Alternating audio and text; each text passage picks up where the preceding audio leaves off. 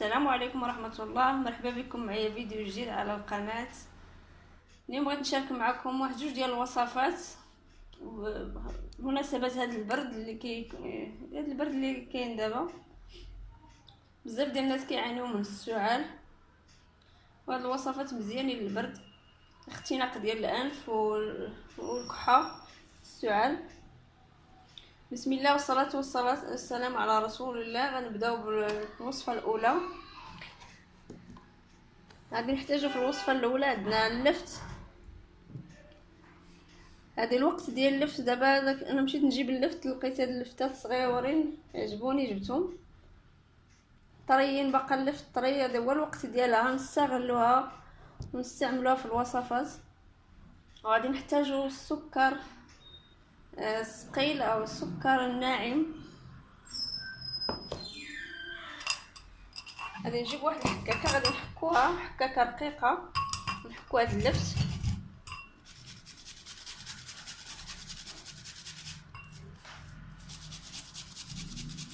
هاد الوصفه يستعملوها الصغار الكبار الرجال العيالات اي واحد.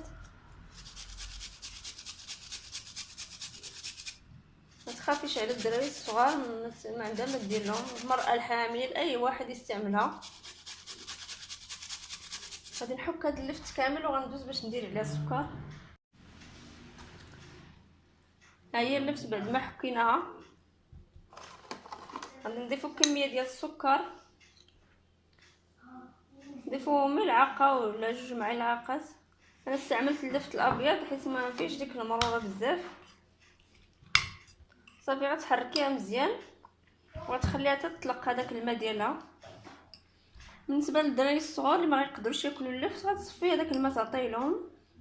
وبالنسبه للكبار غتاكلي هاد اللفت هو المذاق ديالو زوين. تعمري هاد الملعقه كبيره، تاكليها 3 المرات في النهار. نتمنى ان شاء الله الشفاء لكل مريض. يلا ندوزو للوصفه الثانيه.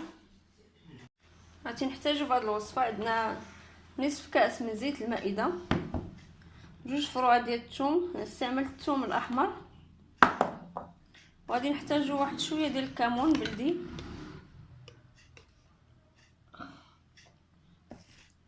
بحال هكا. نجيب واحد الكاسرونه، نضيفو الزيت، نضيفو هاد الفروع ديال الثومه، نضيفو هاد شويه ديال الكمون. غادي نديروها على البوطه، غنخليوها حتى تسخن مزيان، ما نخليوهاش تغلى، تسخن مزيان باش تطلق لنا ديك الثومه. ومن بعد نخليوها حتى تبرد ونصفيوها ونديروها في واحد القرعه ديال الزاج ونغطيو عليها. مره بدات تشربيها هكا من الليل. الا كان الكحه بزاف تشربيها حتى 2 مرات في النهار 3. تهزي معلقه كبيره بحال هادي وتشربيها.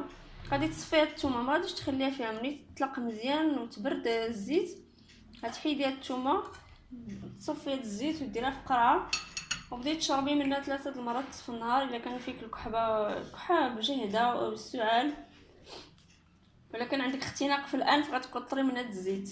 الرحمه كتنفس النيف وكتحيد هذاك الاختناق. نتمنى ان شاء الله هاد الوصفات يعجبوكم، وتبقى دالك هاد الوصفه وتعاوديها مره اخرى هي واللفت. عطيتك مقادير بسيطه ديريها وتعاوديها، وبالشفاء ان شاء الله لكل مريض. نتمنى ان شاء الله تجربوها. يلا السلام عليكم، والى فرصه قادمه ان شاء الله.